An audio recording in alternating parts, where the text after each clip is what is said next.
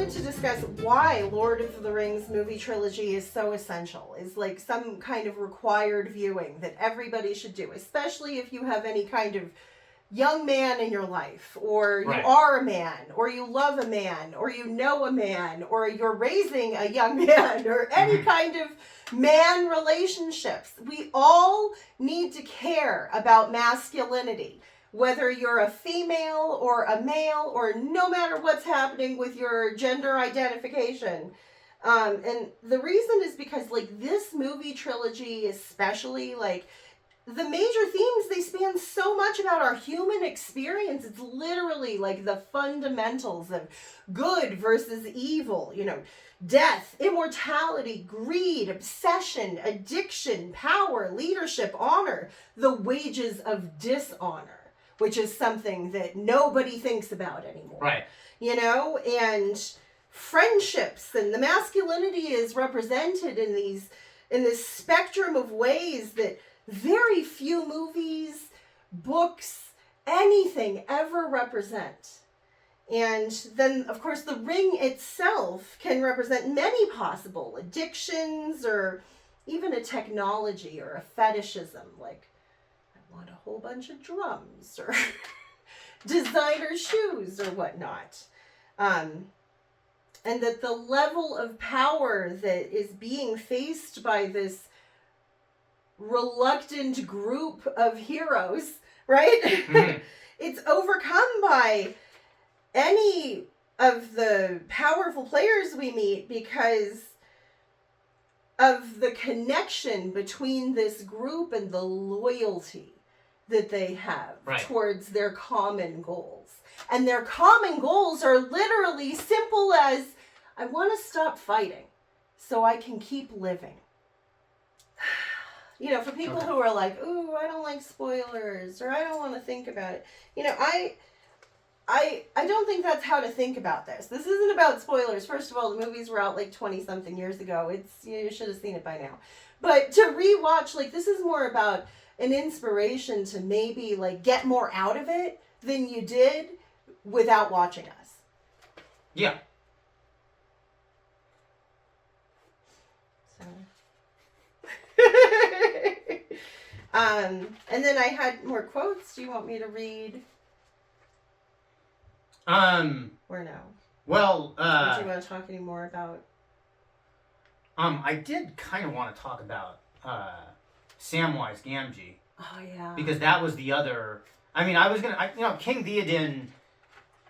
It's sort of like Gandalf, where he's another example of like an older generation inspiring younger, and he does literally show Aragorn like kind of how to be a king, which is pretty cool.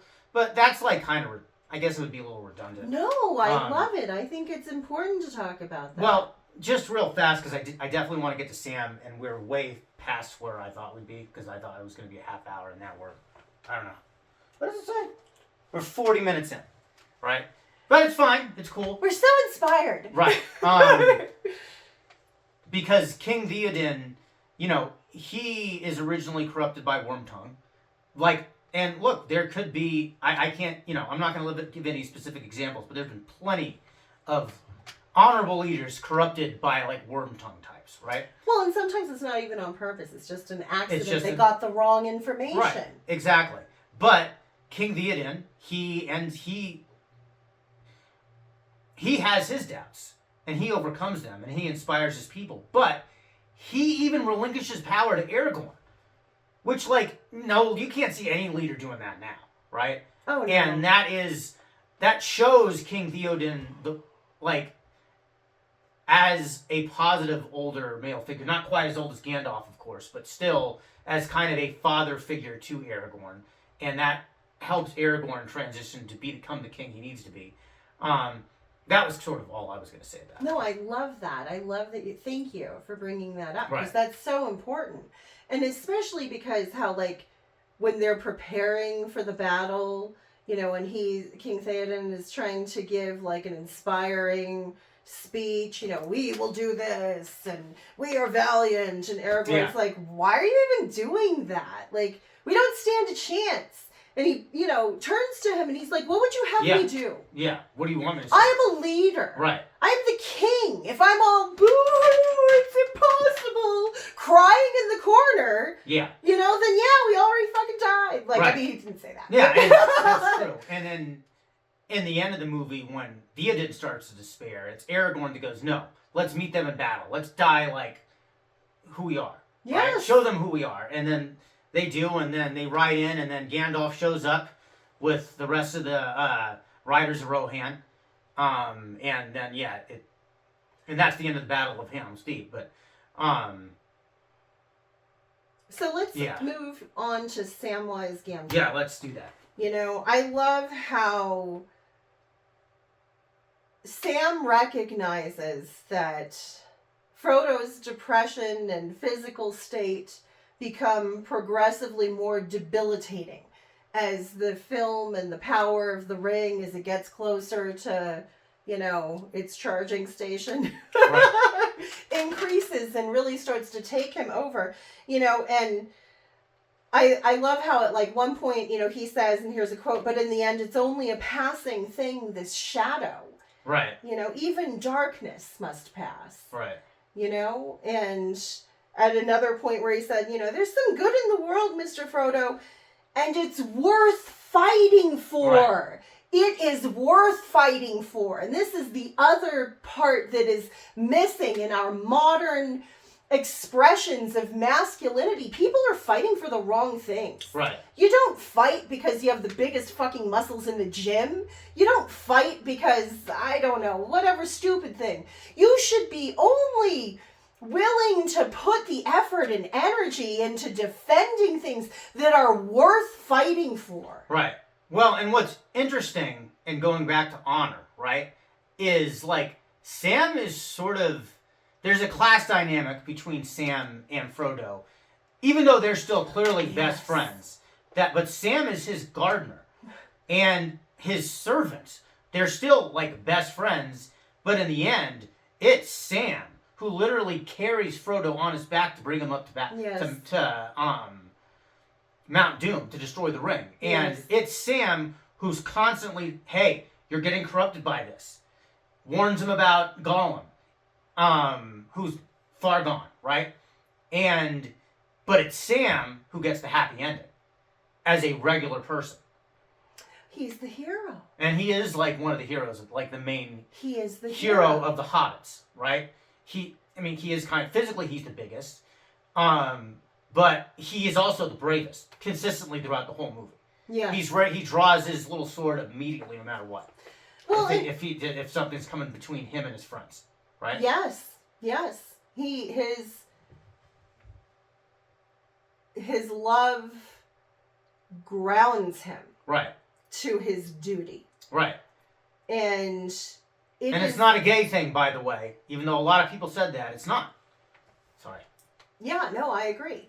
I think that this is the power of friendship. Right. That this is the power of a genuine connection that is hard to forge and it takes time, and it's built with trust and a mutual consideration.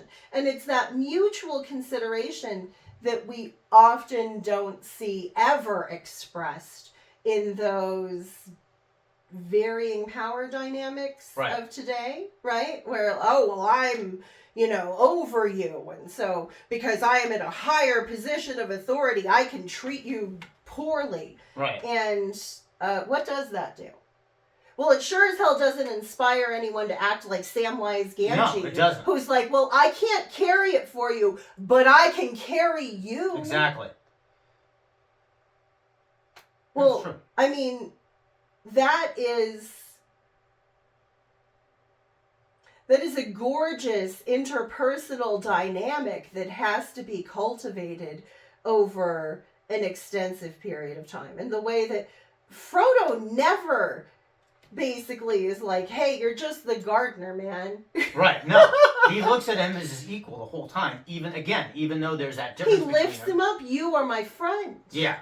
And even when Frodo, who's, gets corrupted by Gollum in the ring, and pushes Sam away, Sam's like, no, fuck it. I'm not giving up. Mm-hmm. I followed him this far. I'm gonna go save him. Well, because the other beauty of Sam is and it probably largely has to do with his, quite frankly, lower class standing. He's not bothered by the bureaucratic bullshit. Yeah, right? no, right. He's like, yeah, I just see what the problem is. And the problem is Gollum's not trustworthy and wants to kill you to take that thing. Right. And the problem is you're weakening and you can't get there. Like, he can just always pick up on, what's really the issue here. Right. And he gets right to it to address it. Yeah. And then he also later picks up Sting and beats the shit out of the big giant tarantula, Shloa, which is pretty awesome. It is awesome. Yeah. Bye-bye, tarantula. Bye-bye, tarantula. Spiders fucking suck. No, there's I mean, none around me, right? Well, they're fine when they're outside, but the minute they're inside the house.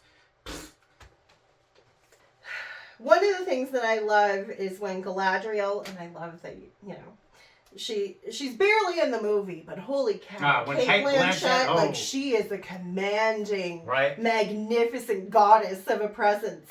And she's like, the quest stands upon the edge of a knife.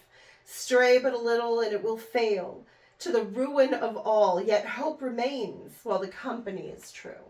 It is their friendship. Right, the fellowship. That is the glue. Mm-hmm. And even when they are no longer together, they keep fighting for the same goals. Which again, it's just stop fighting so we can keep living.